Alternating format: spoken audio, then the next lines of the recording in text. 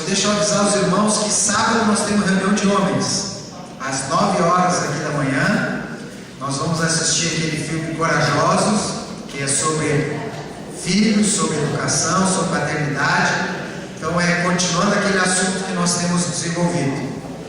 Quem quiser almoçar conosco, traga R$10, que nós vamos compartilhar a despesa e o Jackson vai estar cozinhando um carreteiro para nós.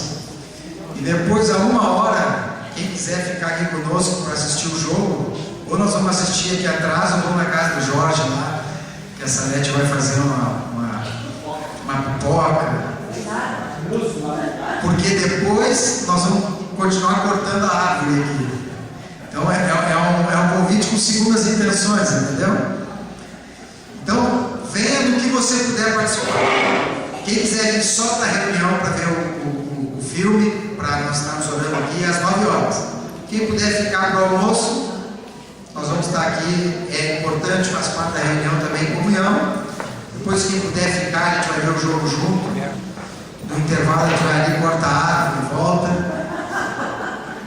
Mas a gente tem que aproveitar o Josias. O Josias daqui a pouco não vai poder manter à disposição, só ele para fazer esse trabalho aí. Tá bem? Amém, irmãos? Não nos deixem só. Tá bom? Mais algum aviso? Não. Efésios. Lembra aqui do culto passado?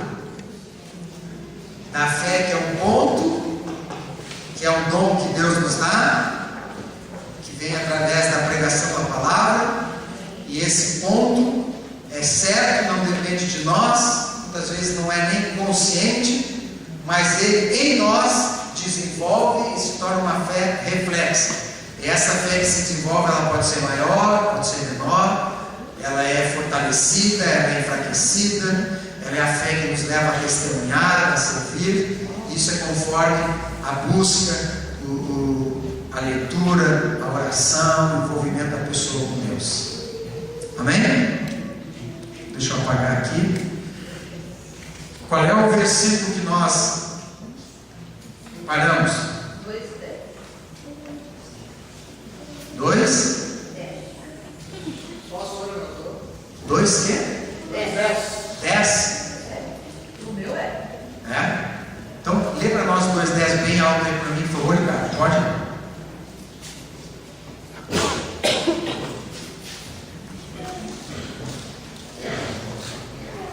Pode ler. Somos feitura sua, criados em Cristo Jesus para as boas obras, as quais Deus preparou para que andássemos nelas.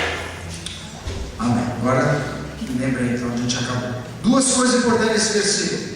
Ali, a palavra feitura é poema, quase como poema é criação, e poieses, que daí vem poesia, é obra. Então, quando a gente tem que descobrir a obra de Deus na nossa vida, é descobrir a nossa poesia.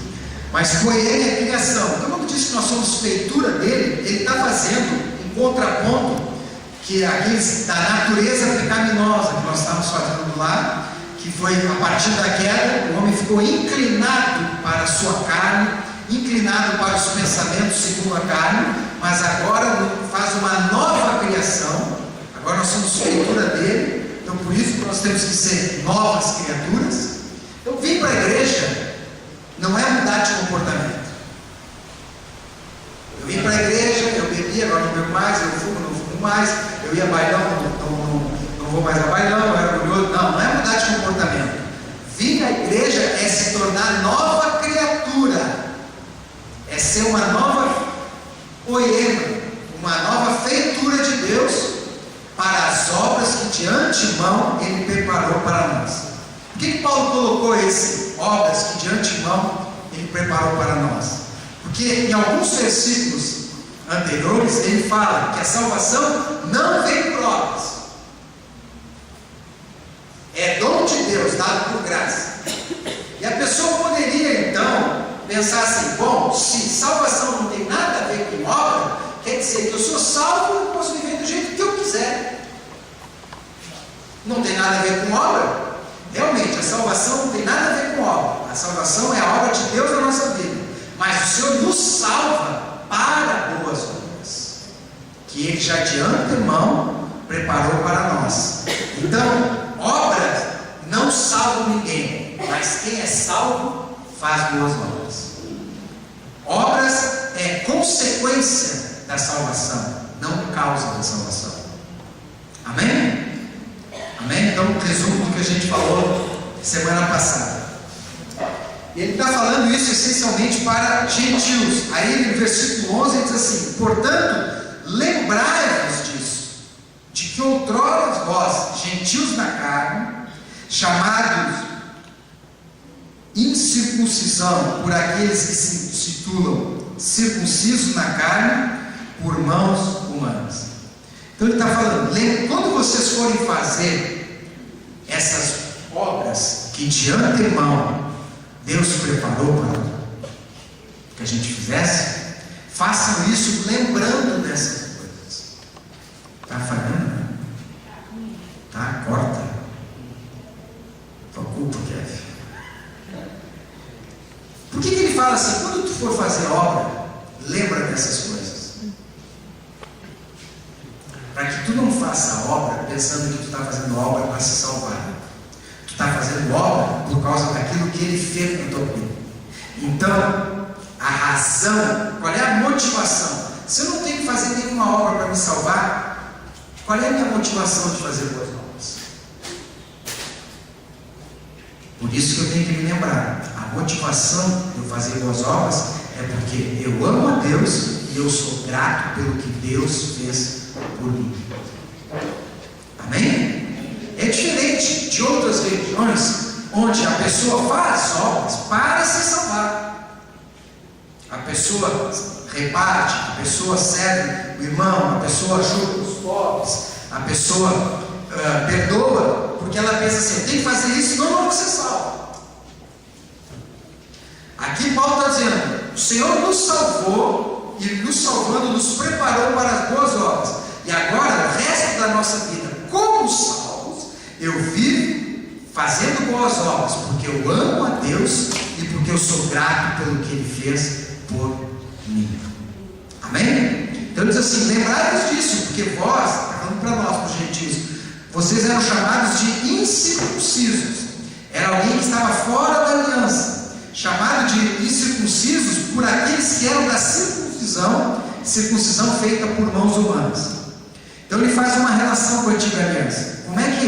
Qual era o sinal visível, o sinal perceptível de que uma pessoa tinha entrado na aliança? Ela se circuncidava. E quem circuncidava era outra pessoa, que ia lá e circuncidava ela. Agora diz assim: o sinal que vocês estão na nova aliança é porque o Espírito Santo está em vocês. E isso quem faz não são as mãos humanas. Isso quem faz é o próprio Deus.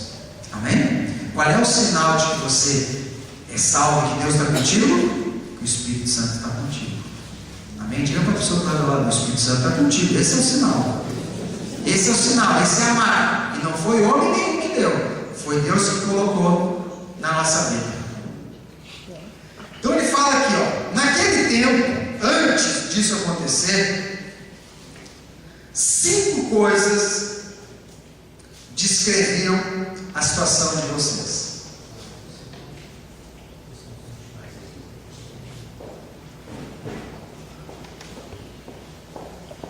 Ele descreve como é uma pessoa que estava fora da aliança. Primeira coisa, lê aí, versículo 11. Naquele tempo, o que acontecia? Estava sem. Então, primeira coisa, sem Cristo.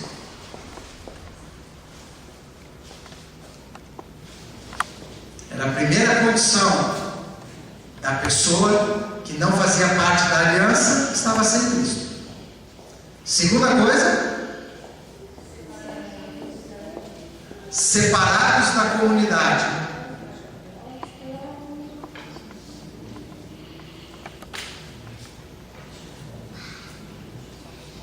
Comunidade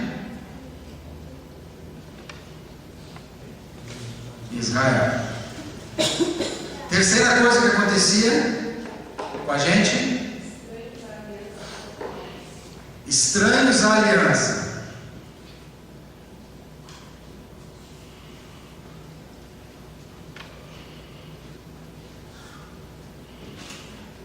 Quarto, sem esperança.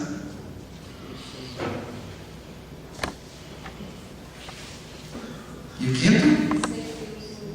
Sem Deus. Que situação terrível, né? Olha como é que nós andávamos. Paulo está dizendo assim: lembrai-vos dessas coisas que Deus fez. Porque naquele tempo, 5 coisas representavam a situação de vocês. Vocês não tinham Cristo. Vocês eram separados da comunidade. A comunidade era Israel. Vocês eram estranhos à aliança. Estavam fora da aliança. Vocês não tinham esperança. E vocês viviam sem Deus. Lembre como vocês eram. Porque a partir do que Jesus fez, a coisa mudou.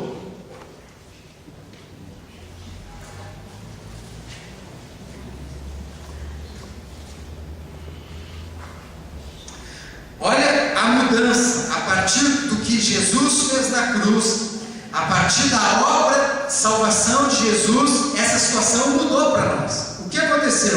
Versículo 13. Mas agora, em Cristo,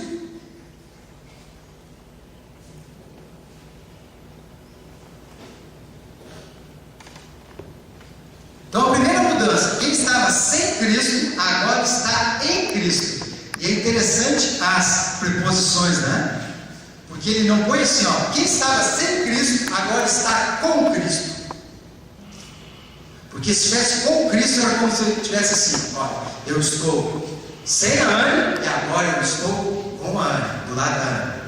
Não, ele aprofunda o sentido disso. Eu estava sem Cristo e agora eu estou em Cristo. É como se eu estivesse mergulhado dentro de Cristo. Eu estou nele. Amém? É profunda a união. Então a primeira coisa que mudou a nossa vida: para quem era sem Cristo, agora está em Cristo. E porque eu estou em Cristo, é que eu estou sentado nas regiões celestiais. Porque eu estou nas regiões celestiais, é que lá está a minha bênção, abençoado em toda sorte de bênçãos espirituais. Então, primeira mudança: agora vocês estão em Cristo. Segundo,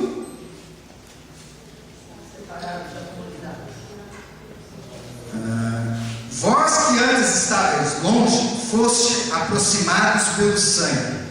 Só deixa eu ler tudo aqui, porque aqui tem uma historinha legal.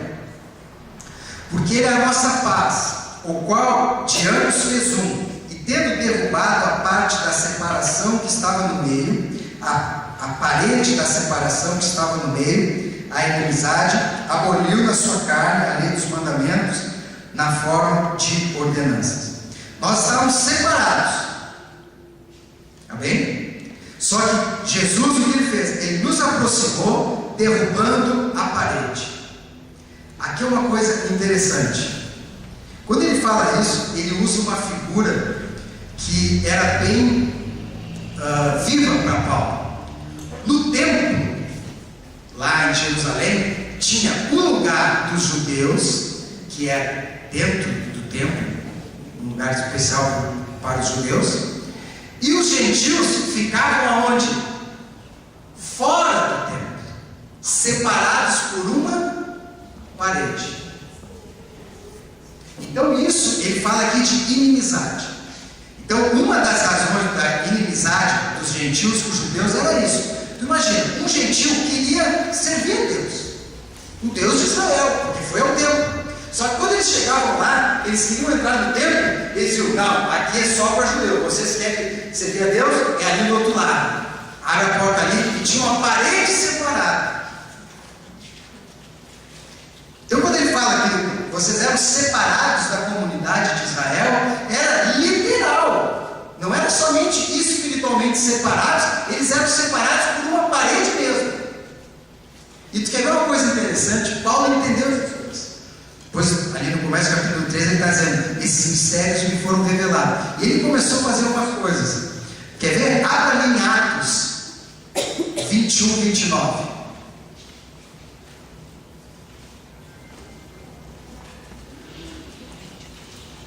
Aqui dá a entender que Paulo fez uma... Como é que em Portugal a gente falava? Uma arte. Como é que é? Aprontou uma aprontada que Paulo fez aí. Atos 21, 29.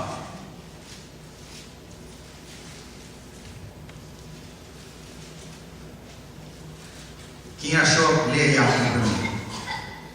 Porque tinham visto com ele na cidade a troca de pedra, o qual pensavam que Paulo introduzira no templo. Tu vê, olha aqui, ó, lê de novo. Olha o que o pessoal estava pensando, que Paulo tinha feito uma coisa. O que eles pensavam que Paulo tinha feito? Porque tinham visto com ele na cidade Astrófono. Quem é Astrófono? Era um amigo de Paulo. E quem era Astrófono? Era um? Trófimo. De Efésio. E essa carta foi escrita para quem? Então, Paulo pegou um cara que era de Efésios, que era gentil e era amigo dele, e estava andando com ele em Jerusalém. E fez o que com esse cara? pensavam que Paulo introduzira no templo. Que ele, em vez de mandar o cara para o outro lado da parede, onde ficavam os gentios, que Paulo pegou esse cara de Efésios e levou lá para dentro do templo. A gente não sabe se ele fez ou não, eu desconfio que ele fez. Ele escreveu isso para Efésios. Cristo derrubou essa parede. Então, quando Paulo deve ter que ir lá servir a Deus, né, ele e o. Como é que é o nome do cidadão? Trófimo. Então. Hã? Trófimo. Trófimo, que nome bonito, né? Ah. E amontoou-se toda a cidade, e houve grande concurso de povo, e pegando de Paulo, arrastaram para fora do templo, e logo as portas fecharam. Então tu vê, ó. Paulo tinha um amigo de Efésios, Trófimo. Aí ele está lá em Jerusalém. Tem uma hora, vamos lá louvar a Deus, vamos servir a Deus, vamos no templo. Quando estava chegando o tempo, Paulo ia entrar na entrada dos judeus, e esse Trófimo já devia estar indo ali para os gentios. Paulo deve ter dito, isso aí já acabou, cara. Cristo derrubou essa parede, agora não tem mais separação entre judeu e gentil. Cristo uniu todos num só corpo. Pode entrar aqui comigo. Porque esse era o entendimento dele. E já ficaram sabendo. A Bíblia não diz se ele fez mesmo, mas diz que eles confiaram. E eu estou desconfiado que ele fez também. Sim. Aí já era nas reuniões. Então, agora, antes vocês eram separados da comunidade de Israel. Agora vocês foram unidos por causa de Cristo. Versículo 16. E reconciliaste ambos em um só corpo. Agora vocês fazem parte da comunidade. Mas a comunidade agora não é mais Israel. A comunidade é um corpo. Que corpo é esse? A igreja. É a igreja. A igreja não é o corpo de Cristo? É ou não é? Então ele está falando, estavam sem Cristo, agora estão em Cristo, vocês estavam separados da comunidade, agora eu vou colocar vocês em comunhão com o corpo. Por isso a necessidade de andar em comunhão com o corpo, porque isso é um sinal daqueles que foram recebidos na aliança. É um sinal. Antes, quem andava separado, era estranho da comunidade, era nós que não tínhamos Deus, não tínhamos Cristo.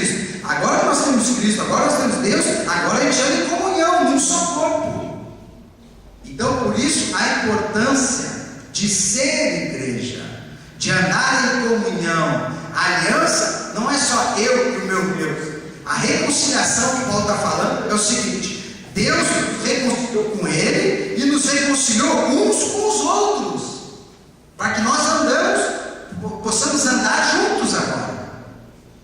Ele está falando, a reconciliação não foi só judeu com Deus, gentil com Deus. A reconciliação foi judeu, gentil com Deus, e judeu com gentil, gentil com judeu.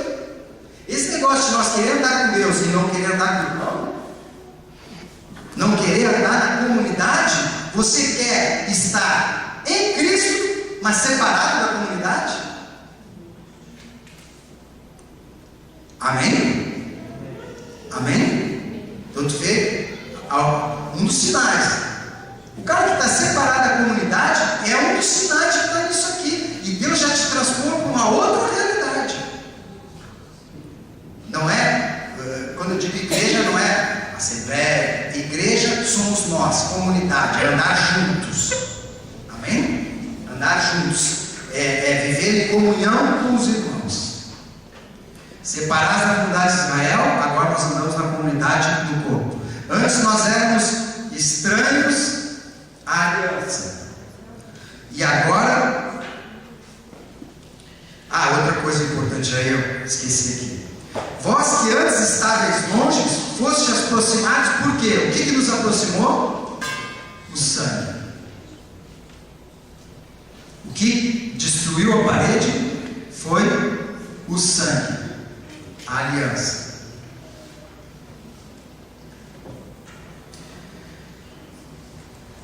Versículo 17. E vindo ele, evangelizou a paz a vós outros que estáveis longe, e a paz também aos que estavam perto. Então, se antes nós éramos estranhos à aliança, hoje nós recebemos do Senhor o Evangelho, que é a nova aliança, que são as boas novas. E o Evangelho não é que os judeus ficaram na antiga aliança e os gentios ficaram na nova aliança. Ele diz que ele pregou o Evangelho tanto para os que estavam longe, que eram nós, os gentios, e os que estavam perto. Agora todos participam da nova aliança, que é o Evangelho. Amém? Nós andávamos sem esperança. Versículo 14. Porque Ele é a nossa paz. Agora em Cristo nós temos paz. Essa é a nossa esperança. Jesus disse assim. Dá para ser assim? Não. Fale um pouco? Tá bom. Jesus disse assim: eu vos dou a minha. Não dou a paz que nem a paz do mundo. Quando ele falou que a paz do mundo, até tinha um contexto, porque um dos símbolos do Império Romano era a Pax Romana. Então ele está dizendo, a paz que eu dou não é um tipo de paz romana, não é a paz do mundo. Então ele diferenciou. A paz de Cristo é diferente da paz do mundo. Como é que é a paz do mundo? Que a gente vê o pessoal de bandeira assim, branca, soltando uma bombinha branca. Quando é que o mundo diz, agora tem paz? Quando cessa o conflito. Então, paz para o mundo é sem conflito. Jesus diz assim, a minha paz não é assim. Ele diz, não vos dou como o mundo, por isso não se turbe o vosso coração, não crê em Deus e não se atemorize. Como é que é a paz de Cristo? A paz de Cristo é, apesar do conflito, o meu coração não se atemoriza e não se abate. Eu consigo ter paz mesmo no meio do conflito. Quando ele disse que nós íamos ter paz, ele não disse que nós nunca vamos ter conflito e que nós nunca vamos ir ter luta. Ele dizia, vocês vão ter luta, vocês vão ter conflito, mas vocês não vão perder a paz. O conflito não vai roubar de vocês a esperança. Paz gera esperança. Porque muitas vezes Deus até usa o conflito para nos aperfeiçoar, para trabalhar nossa vida, para nos tirar da comodidade, nos tirar da onde a gente acha que está bem. Deus permite e Deus usa o conflito para que a gente avance, para que a gente cresça, para que a gente amadureça. Mas tudo isso não nos rouba a nossa paz. Amém? E onde é que fala aqui de Deus? Não, 17 e 18. E vindo, evangelizou a paz a vós outros, que estáveis longe, e a paz também aos que estavam perto. Porque por ele ambos temos acesso ao Pai em um Espírito. Se antes nós estávamos sem Deus, agora nós temos acesso ao Pai em Espírito. Então, antes de nós encerrar aqui, essa palavrinha acesso, isso aqui é legal. É prosagog.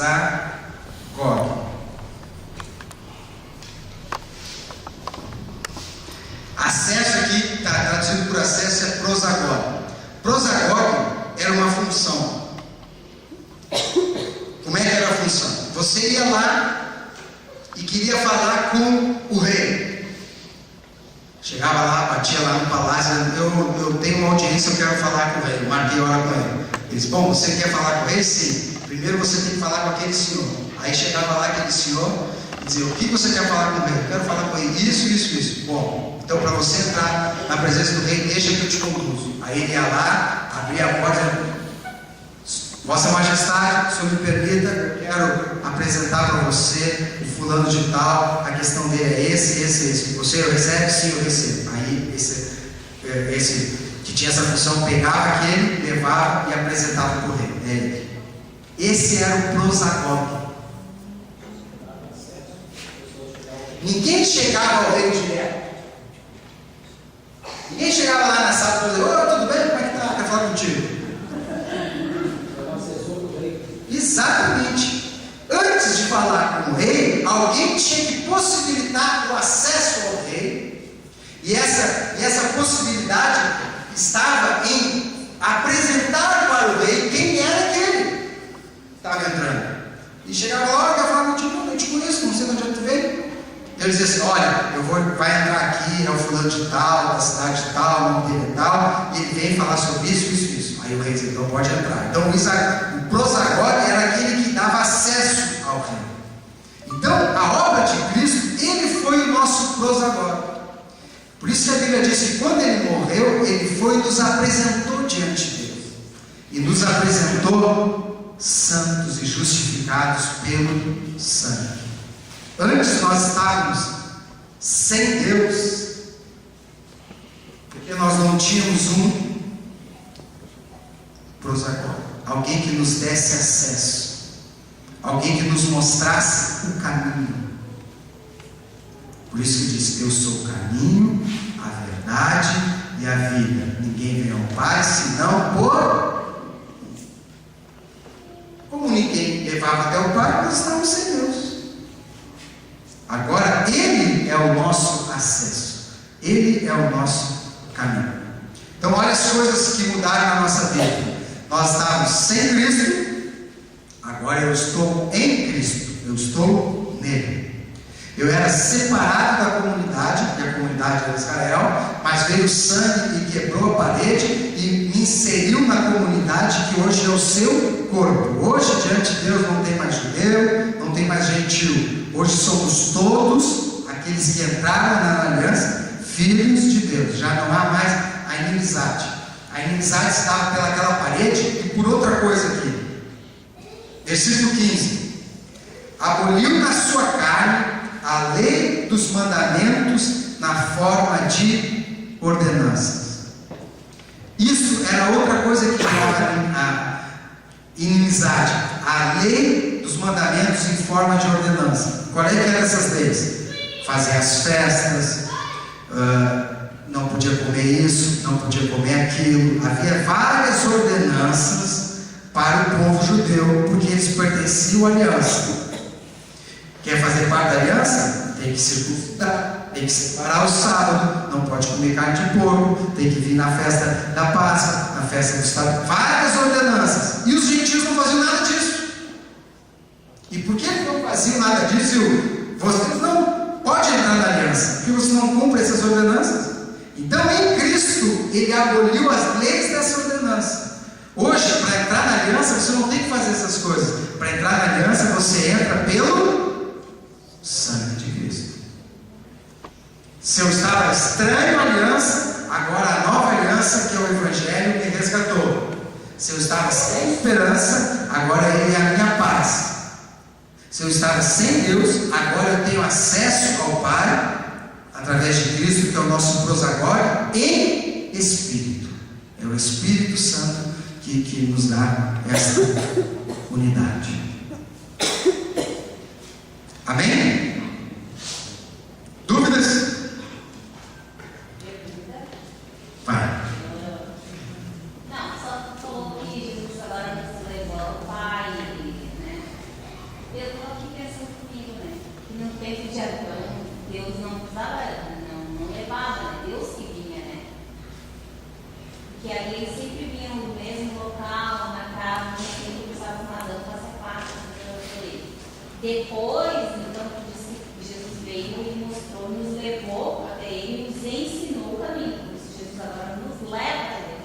Então, Deus, Sim, porque o que fez separação foi o nosso pecado. Sim, mas eu quero dizer assim, ó, o que eu achei legal, porque naquele tempo Deus vinha ao nosso. Sim. E agora Jesus nos leva até o Pai. Isso que eu achei legal. E é bom que é sempre Ele que tem iniciativa. Ele vinha ao nosso encontro e agora Ele se fez homem para nos trazer o encontro dele. Sim, que nem lá naquele tempo que Deus só vinha naquele ponto, se fosse ali lembra em Moisés, Deus sempre vinha naquele mesmo local. Na tabernáculo. No tabernáculo. Sempre marcava um lugar para ele estar ali. Né? E se não estiver na igreja, Deus não está presente. Nós temos livre acesso a qualquer lugar. Livre acesso a qualquer lugar. É isso aí. Amém. Versículo 19. Assim, já não sois estrangeiros. Você já não tem essa separação gentil e peregrinos, mas são concidadãos dos santos. É como se Cristo fizesse para nós a cidade dos santos. Hoje nós estamos juntos. Nós somos uma grande comunidade. E sois família de Deus. Por isso que a gente fala que a igreja é como uma família, né? Vem da Bíblia isso, é família de Deus. E aqui ele usa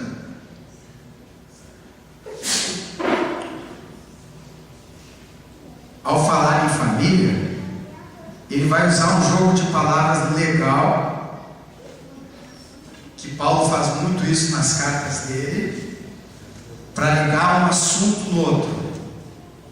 Ele está dizendo, vocês são família de Deus agora. Agora é tudo a mesma família, vocês são concidadãos de Deus. Não é uma nação política, é uma família. E família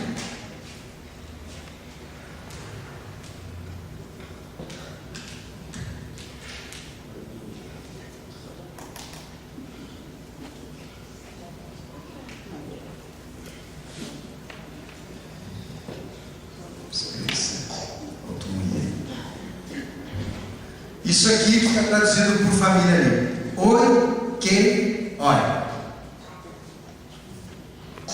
Aqui tem uma palavrinha que eu já falei algumas vezes aqui para vocês, que é oikos.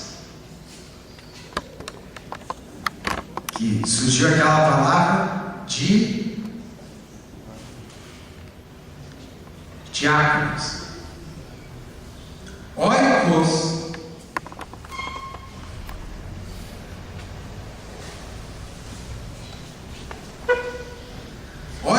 é casa.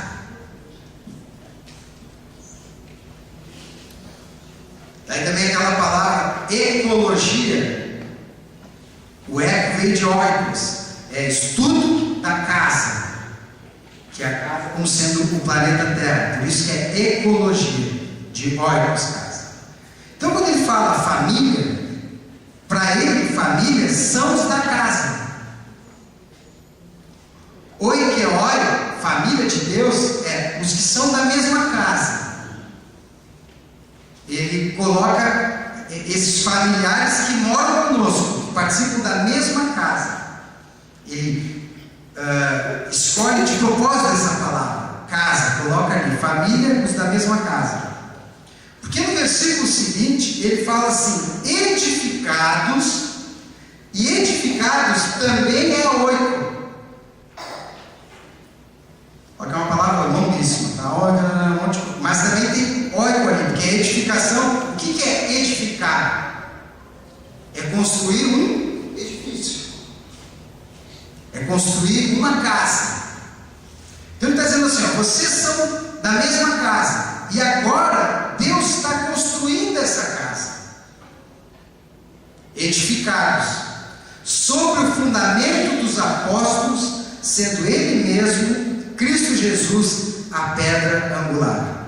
Vocês são os da mesma casa, e Deus está construindo essa casa, e a base dessa casa é a pedra angular. Eles queriam construir um edifício, queriam construir uma casa, eles faziam todos os cálculos, as medidas, e colocavam uma pedra.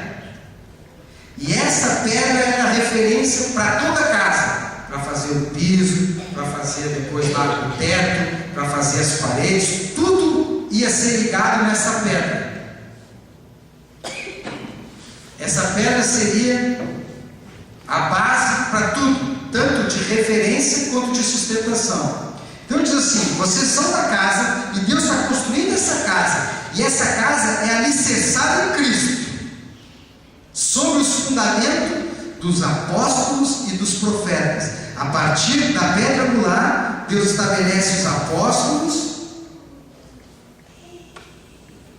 e os profetas. E tudo que eles constroem é em cima dessa pedra angular. E ele coloca aqui, de propósito, entendo eu, apóstolos e profetas, e não profetas e apóstolos, para mostrar que esses profetas não é só aqueles profetas lá do Antigo Testamento, só Isaías, Ezequiel, Jeremias, mas são os profetas já da Nova Aliança, a partir dos apóstolos. Aqueles estão incluídos, mas é todos, apóstolos e profetas, que são edificados, são Deus trabalhando para construir essa casa, do qual todo prédio, ali está edifício, né? É oikodome. Está falando de casa de novo. Vocês são família de Deus, todos da mesma casa. Vocês estão sendo edificados, construindo a casa a partir dessa pedra angular, do qual todo prédio, toda casa. Oikodome é um prédio individual. É como se tivesse vários prédios. Agora que eu tinha que falar, era aquele arquiteto, né?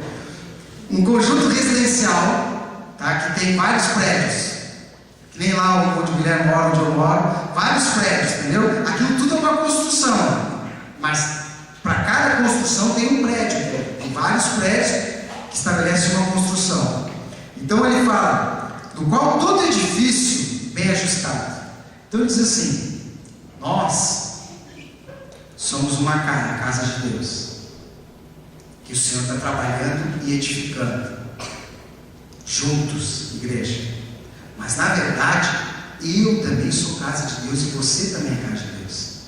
Então, assim como Deus está trabalhando a casa dele, que é a comunidade, Deus também está trabalhando a vida de cada um individual. As coisas são relacionadas.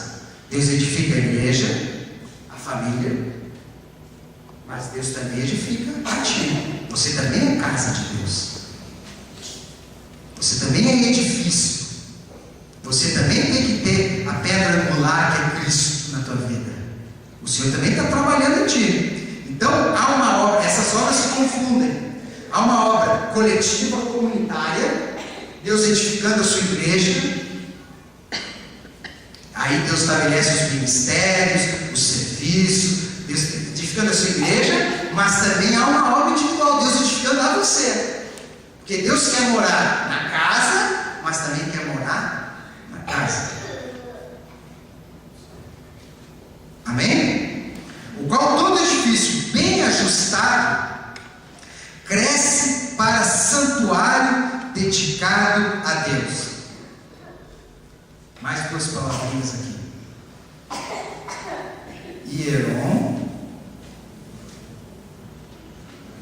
e Naos. Quando ele fala assim, ó, todo edifício bem ajustado cresce para santuário. Hieron é santuário, mas tudo. Todas as dependências do santuário. O pátio, o santo lugar, o lugar dos levitas, os arredores, tudo é santuário, Hieron. Mas existe dentro do Hieron um outro santuário, que é o Naos, que é o lugar da comunhão, onde você se encontra com Deus, que no tabernáculo e no templo era o Santo dos Santos. Então ele está dizendo assim, nós estamos construindo, mas Deus quer criar em nós um lugar de intimidade. Deus quer falar conosco. Deus quer que você cresça para se tornar esse tipo de santuário de intimidade, no qual também vós justamente estáis sendo edificados de novo, palavra com óicos, para a habitação de Deus no Espírito. Nós somos casa porque Deus quer habitar em nós através do Espírito. Amém? Mais 5 minutos, que agora a gente entra no capítulo 3 e é quase que uma consolidação disso que a gente falou, tá? Só acompanha comigo. Por esta causa, que causa? Tudo que ele falou desde o capítulo 1, todo o mistério do ministério de Cristo, da nova aliança, da restauração, da cruz, de Jesus ressuscitando, do poder de Deus ressuscitando entre os mortos, ele sentando nas regiões celestiais, tudo isso, por causa de tudo isso que eu falei, eu, Paulo, sou prisioneiro de Cristo Jesus, por causa desse ministério, por causa dessa revelação, por amor de vós, gentios, por causa de todas essas coisas que eu expliquei, por isso que eu estou preso, por amor a vocês.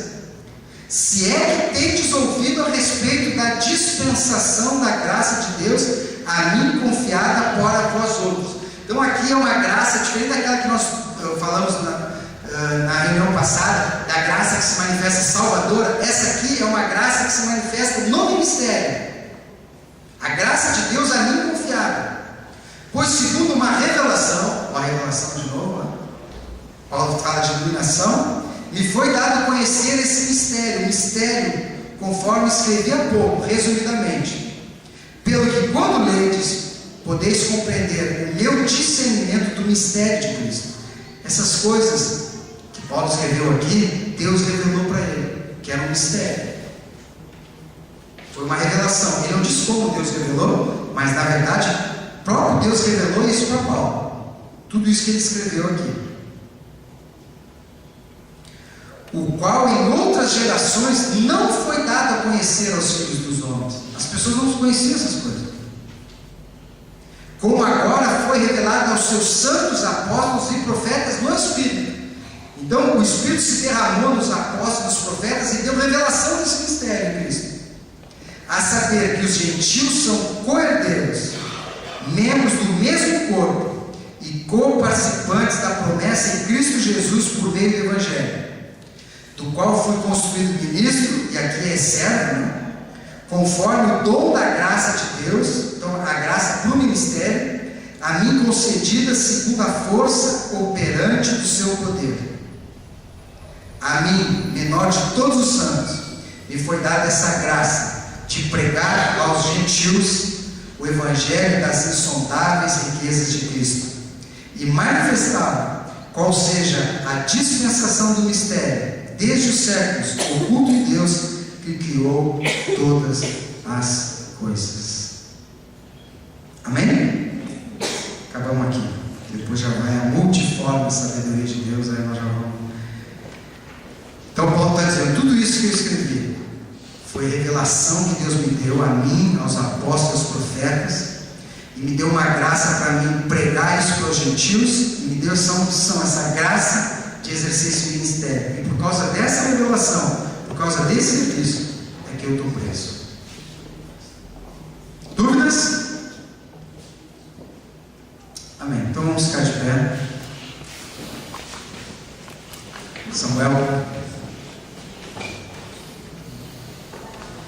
Samuel, quantas vezes